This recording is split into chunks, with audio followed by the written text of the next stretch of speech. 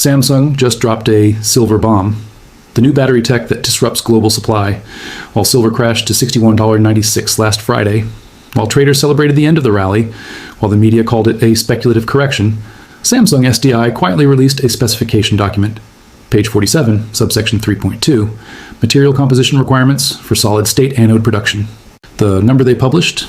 The grams of silver per kilowatt hour. When you multiply that by global EV targets for 2030, the math doesn't work.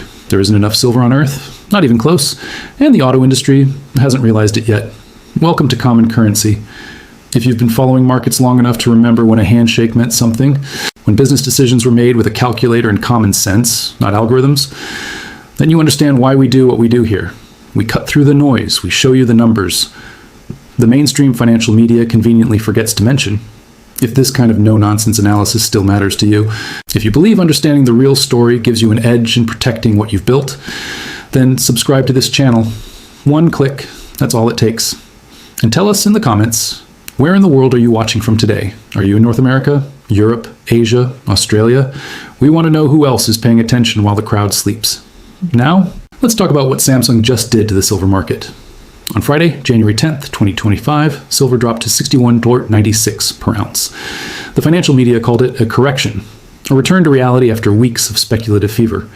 Traders walked away from their screens believing the rally was over. Analysts published reports explaining why industrial metals were cooling off. Everything looked normal. Everything looked like just another volatility cycle in the precious metals market. But something else happened that same week. Something that didn't make headlines. Something that most investors completely missed. Samsung SDI, one of the 3 largest battery manufacturers on the planet, published their Q4 technical specifications for their upcoming solid-state battery production line. The document was 89 pages long. It was dense with engineering terminology. It was posted on their corporate investor relations portal where most people never look. The mainstream media picked up the story, but they focused on the wrong numbers. They talked about the 900-mile range. They talked about the 9-minute charging time. They talked about how this technology would revolutionize electric vehicles by 2027. They called it a breakthrough. They called it the future of transportation. But they missed the most important detail buried on page 47, subsection 3.2. Material composition requirements for anode production. That single line of technical specifications, that single data point about grams of silver per kilowatt hour, that changes everything. To understand why this matters, one must first understand what Samsung actually solved. For 30 years, the world has run on lithium-ion batteries. Every smartphone, every laptop, every electric vehicle currently on the road, they all use the same basic technology: liquid, electrolyte, lithium-ion cells. These batteries work, but they have a fundamental physical limitation. It's called dendrite formation. When lithium-ion batteries charge, especially when they charge quickly, the lithium ions don't deposit evenly on the anode surface. Instead, they form tiny needle-like crystals called dendrites. These dendrites grow like jagged metal roots inside the battery. Over time, over hundreds of charging cycles, these dendrites grow longer. Eventually, they pierce through the separator, the thin barrier between the anode and cathode, and when that happens, the battery short circuits. The result is thermal runaway. Fire. The reason electric vehicles take 45 minutes to charge at a fast charging station, the reason they lose 30% of their range in cold weather, the reason they occasionally catch fire in parking garages, all of it traces back to this one problem: dendrite formation. The solution that battery engineers have chased for 2 decades is the solid-state battery. No liquid electrolyte, no fire risk, no dendrite problem, instant charging, double the energy density. Toyota promised it by 2015. Volkswagen promised it by 2018.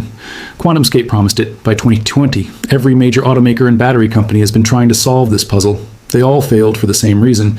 They couldn't stop the dendrites from forming on the anode. Graphite anodes didn't work at high charging speeds. Silicon anodes expanded and contracted too much, cracking after a few hundred cycles. Pure lithium metal anodes were the holy grail, but the dendrites grew even faster. The problem wasn't the cathode. The problem wasn't the electrolyte. The problem was always the anode. Samsung found a solution. They developed a silver-carbon composite anode. Not pure silver, not silver coating. A precisely engineered mixture of silver particles and carbon structures that prevents dendrite formation through a combination of electrical conductivity and mechanical stability. The media reported this as a battery breakthrough. They talked about range and charging speed, but they didn't ask the next question. The only question that actually matters for global markets: how much silver does this require? Not per battery, per kilowatt hour of storage capacity. Because once that number is known, Once someone multiplies it by the number of electric vehicles the auto industry plans to produce between now and 2035, the calculation reveals something the silver market hasn't priced in, something the mining industry hasn't prepared for, something that makes Friday's price drop look like the last clearance sale before a supply crisis. Samsung didn't just announce a new battery technology. They announced a fundamental shift in silver's role in the global economy, from precious metal to strategic industrial commodity.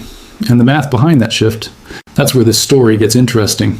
There are 118 elements on the periodic table. Only one conducts electricity better than silver. That element is supercooled copper under laboratory conditions that don't exist in commercial battery production.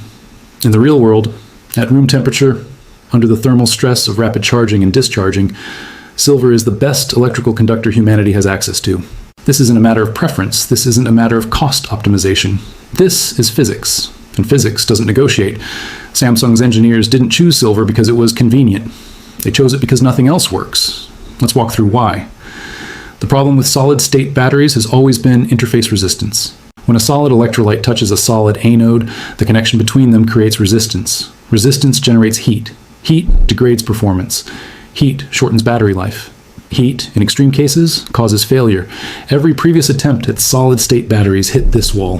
The Toyota prototype from 2022 worked for 50 cycles. Then the interface resistance climbed and the battery died.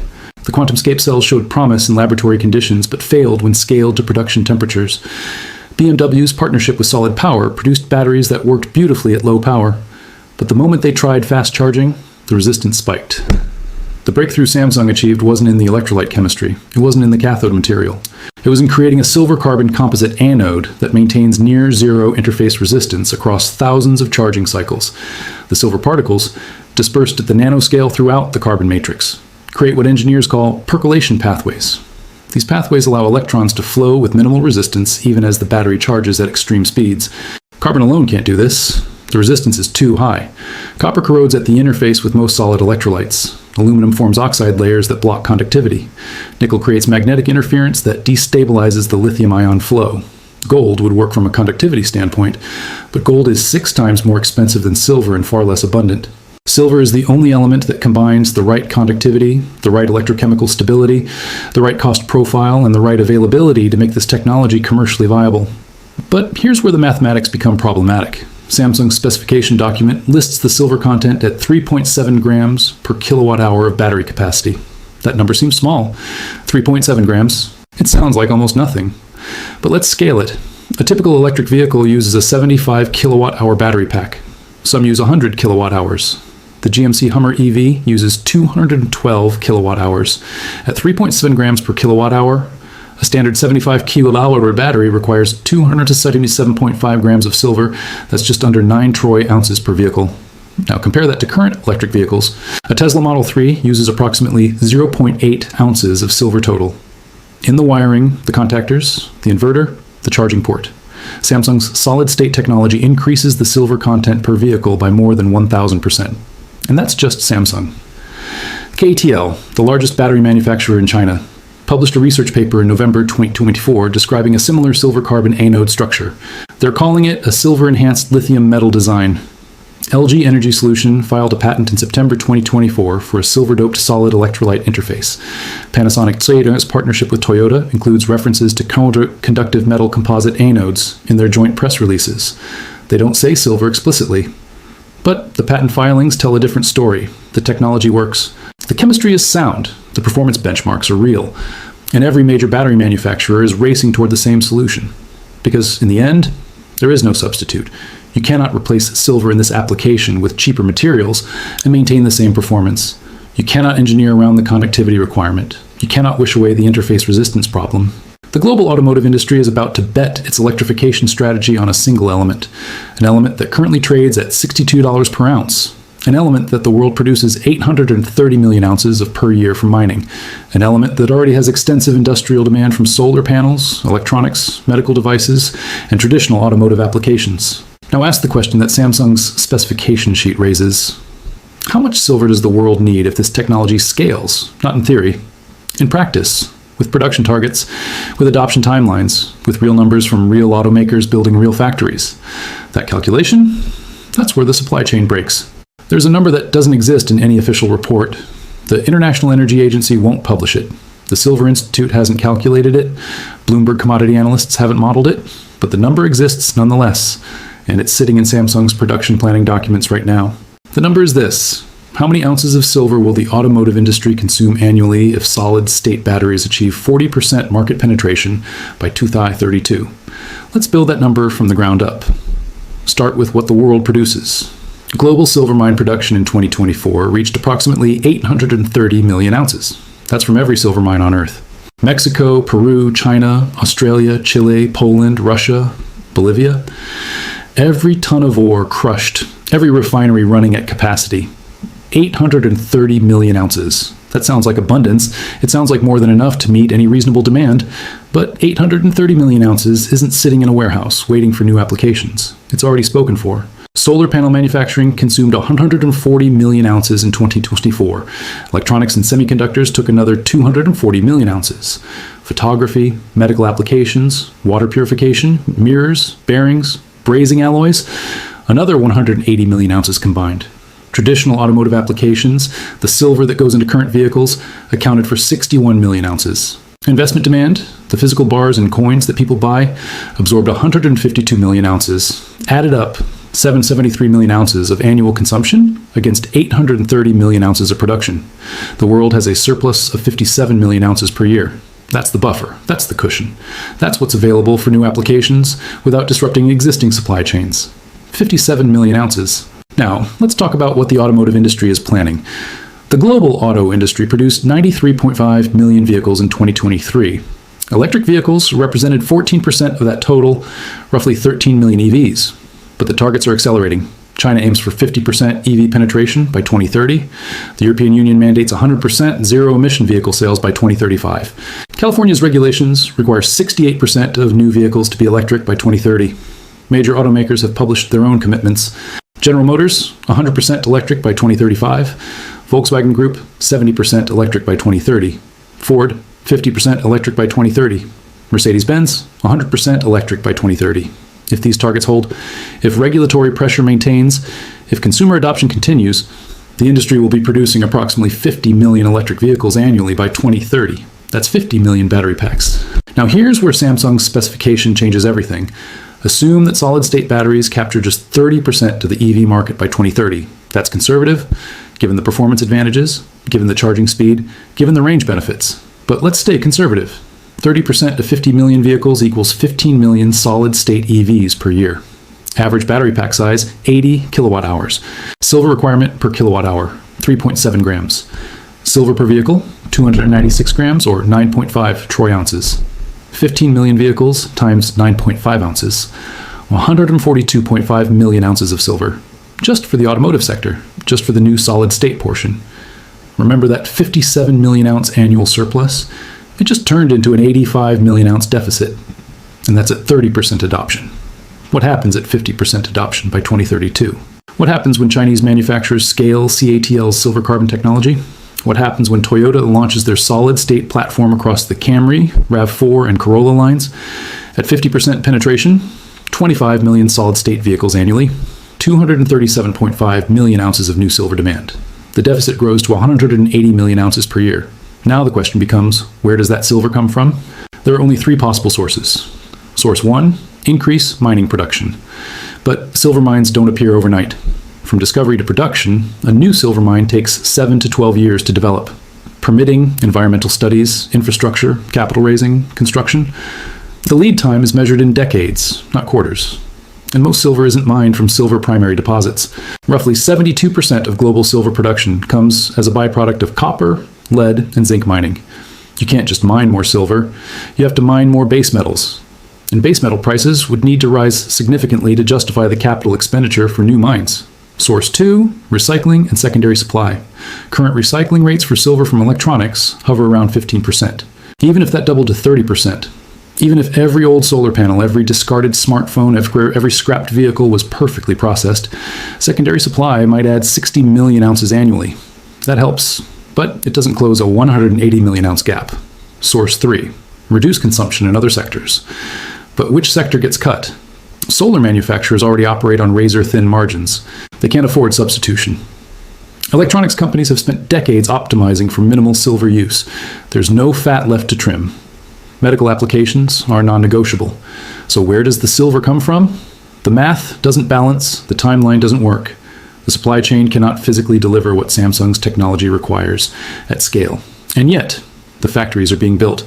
The production lines are being installed. The automakers are signing supply contracts. Someone is going to reach for silver that doesn't exist. And when they do, the market is going to learn a very old lesson about the difference between paper prices and physical scarcity. There's a peculiar feature of modern commodity markets that most people don't understand. The price on the screen, the number that flashes across financial television, the quote that updates every second on trading platforms. That price isn't determined by physical metal changing hands. It's determined by contracts, paper contracts, promises to deliver silver at some future date. And the ratio between paper silver traded and physical silver produced reveals something disturbing. In 2024, the London bullion market and COMEX combined traded approximately 29 billion ounces of silver in futures and derivatives contracts. Physical mine production, 830 million ounces. That's a ratio of 35 to 1 for every physical ounce of silver that came out of the ground. 35 ounces of paper silver were traded. This system works perfectly well under normal conditions. It provides liquidity. It allows producers to hedge. It gives investors access to price exposure without the complications of physical storage. But it has a fatal weakness. The weakness emerges when physical demand suddenly, structurally, permanently exceeds available supply. Because when that happens, when industrial users need actual metal, not contracts, the paper market and the physical market decouple. History has shown this pattern before.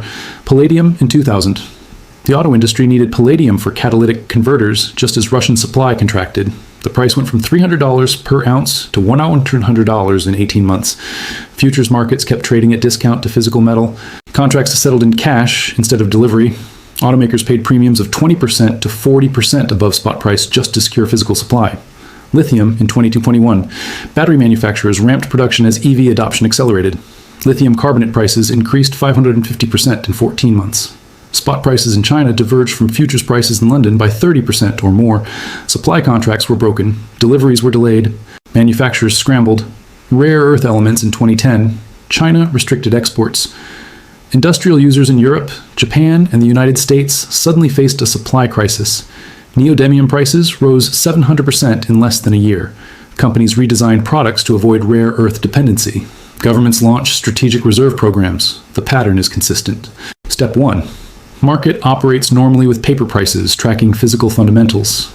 Step 2. Structural demand shift occurs faster than supply can respond. Step 3. Physical shortage develops while paper markets remain liquid. Step 4. Industrial users panic and secure supply at any price. Step 5. Price discovery breaks as physical premiums explode. Silver is approaching step 2. The structural demand shift is Samsung's solid-state battery, and the market hasn't priced it in yet. Look at the COMEX warehouse data. As of January 2025, registered silver, the metal available for immediate delivery against futures contracts, stands at 68 million ounces. Eligible silver, metal stored in COMEX facilities but not available for delivery, adds another 267 million ounces. Total, 335 million ounces. That sounds substantial. But recall the calculation from Part 3. At 30% solid-state adoption by 2030, annual automotive demand alone reaches 142.5 million ounces. The entire COMEX registered inventory would supply that demand for less than 6 months. The entire COMEX inventory, registered plus eligible, would cover 28 months. And that assumes zero demand from solar, electronics, medical, investment, or any other sector. The inventory isn't a strategic reserve, it's a rounding error against what's coming. Now consider the corporate response timeline. Automotive supply chain managers operate on 18 to 36-month planning cycles. Battery manufacturers sign raw material contracts 12 to 24 months in advance. When do they realize the constraint? When does a procurement officer at Volkswagen run the calculation on silver requirements for their solid-state battery rollout? When does KATL's supply chain team model their silver needs against global production? When does the competition for physical supply actually begin? Not today. The factories aren't online yet. The production ramps haven't started. The contracts haven't been signed. But somewhere between now and 2027, someone in a corporate planning meeting is going to present a spreadsheet. That spreadsheet will show annual silver requirements. It will show current pricing. It will show available supply. And someone in that room will ask the question, where do we source this much silver? That's when the phone calls start. That's when mining companies get inquiries for multi-year supply agreements. That's when spot premiums appear. That's when the paper market realizes it's traded 35 ounces for every ounce that exists. The banks that sold silver short at $32 per ounce in 2024, the algorithms that dumped contracts at $62 last Friday, they're playing a game that assumes silver remains a precious metal with limited industrial demand. They're playing a game that assumes supply and demand stay roughly balanced. They're playing a game that worked for 40 years, but Samsung just changed the game. They changed silver from a precious metal to a strategic energy commodity. And strategic energy commodities don't trade at $62 per ounce when supply can't meet demand. Ask anyone who bought palladium at $300 before the catalytic converter shortage. Ask anyone who secured lithium contracts at $8,000 per ton before the battery boom. Ask anyone who stockpiled rare earths before China's export restrictions. They'll tell you the same thing. By the time the market price is in the shortage, it's too late to position. The physical premium has already exploded. The supply contracts are already locked. The last available metal is already committed. Right now, today, silver sits at $62 per ounce. The market sees a correction. Traders see a speculative bubble deflating. But the math tells a different story. The math says there's a 180 million ounce annual deficit coming.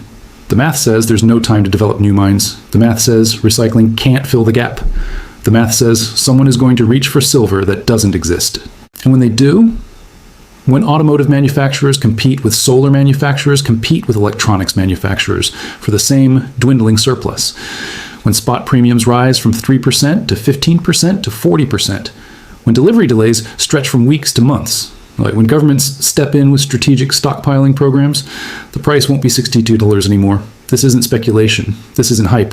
This is basic arithmetic applied to public production data and published corporate targets. Samsung dropped a specification into the market, 3.7 grams of silver per kilowatt hour. That single number, multiplied across the global electrification timeline, creates a supply crisis the market hasn't acknowledged yet. The question isn't whether the shortage arrives. The question is whether anyone is paying attention before it does.